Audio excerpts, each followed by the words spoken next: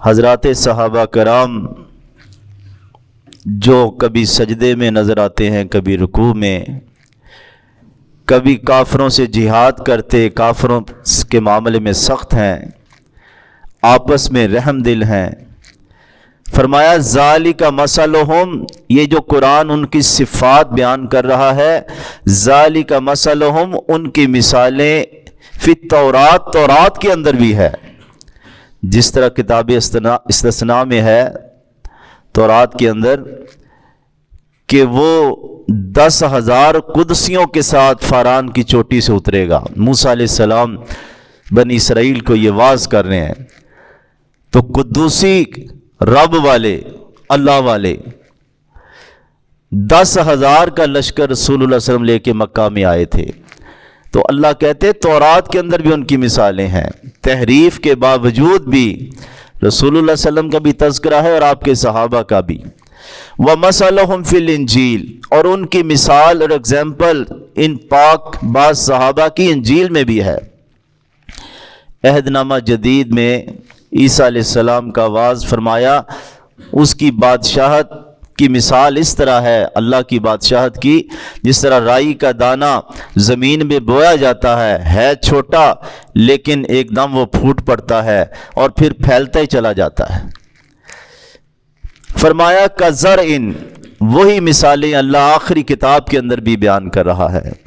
کزرعن، جس طرح کوئی فصل ہے، کھیتی ہے، اخرجا، وہ نکالتی ہے، شطأہ، اپنی کومپل کو، بیج نکلتا ہے باہر، کومپل پتلی سی پتی ہوتی ہے، فآزرہ، پھر اس کو وہ مضبوط کرتا ہے۔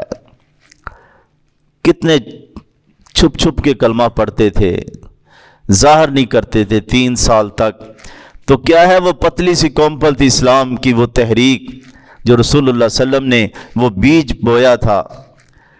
فاستغلظ، پھر وہ موٹا ہو گیا، حمزہ مسلمان ہوتے ہیں، عمر رضی اللہ تعالیٰ جیسے لوگ مسلمان ہوتے ہیں، خالد بن ولید جیسے لوگ مسلمان ہوتے ہیں۔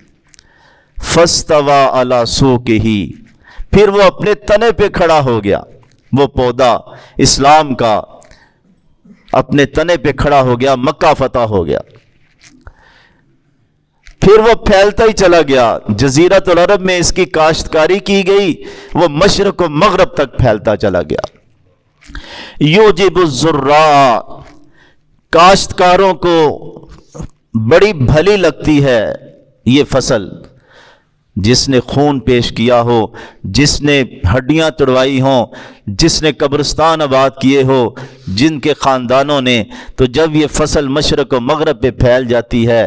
رسول اللہ صلی اللہ علیہ وسلم نے مکہ فتح دیکھا، تبوک کے فاتح، حنین فتح، تو رسول اللہ صلی اللہ علیہ وسلم اپنے صحابہ کو دیکھ کے خوش ہوتے، اور پھر مسلمان دنیا میں پھیل گئے، تو مسلمان اگر سچا ایمان ہے تو اس فصل کو دیکھ کے خوش ہوتا ہے۔ لیغیظ بہم الکفار، ہاں کافروں کو بڑا غصہ تھا، جو ان فصل کو ختم کرنا چاہتے تھے وہ ناکام چلے گئے۔ ابو جہل، عتبہ، شیبہ، منافقوں کا سردار عبداللہ بن ابی، یہودی، سب کی کوششوں کے باوجود بھی یہ فصل بڑھتی چلی گئی، یہ تنا مضبوط ہوتا چلا گیا، لیکن کافروں کو نہیں اچھی لگتی، مجوسیوں کو، رومیوں کو، ایرانیوں کو نہیں اچھی لگتی۔ امام مالک رحمۃ اللہ علیہ فرماتے ہیں یہ آیت اس بندے پہ بھی فٹ بیٹھتی ہے جو صحابہ کا بغض اپنے سینے کے اندر رکھتا ہے۔ فرمایا لیغیظ بہم الکفار، کافروں کو یہ غصہ دلانے والی فصل ہے۔ وعد اللہ الذین آمنوا وعملوا الصالحات، اللہ کا وعدہ ہے ایمان والوں سے اور نیک عمل کرنے والوں سے۔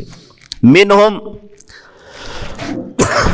من کے 2 معنی ہیں، من کا معنی سے چیز کو الگ کر لیا جاتا ہے، تو کئی لوگ کہتے نہیں، اس میں سے جو ایمان لائے اور نیک عمل کیے، جن کے دل میں کوئی ہے رنجش، لیکن اکثر مفسرین کہتے ہیں من کا معنی یہاں ایکسپلینیشن ہے، بیان ہے، کیونکہ پوری صورت تو تعریفیں بیان کرتی ہے کہ ان کو جنتوں میں پہنچا دیا ہے، سکینت نازل کی ہے، رضامندی کے سرٹیفکیٹ دے دیے گئے ہیں، تو اللہ تعالیٰ اب آخری آیت کے اندر اب ان کو کیا من یعنی کہ تبعیض کے لیے نہیں ہے، یہ بیان کے لیے ہے، جس طرح قرآن مجید میں دوسری جگہ بھی ہے نا، فَاجْتَنِبُوا الرِّجْسَ، بچو گندگی سے، من الاوثان، بتوں کی گندگی سے.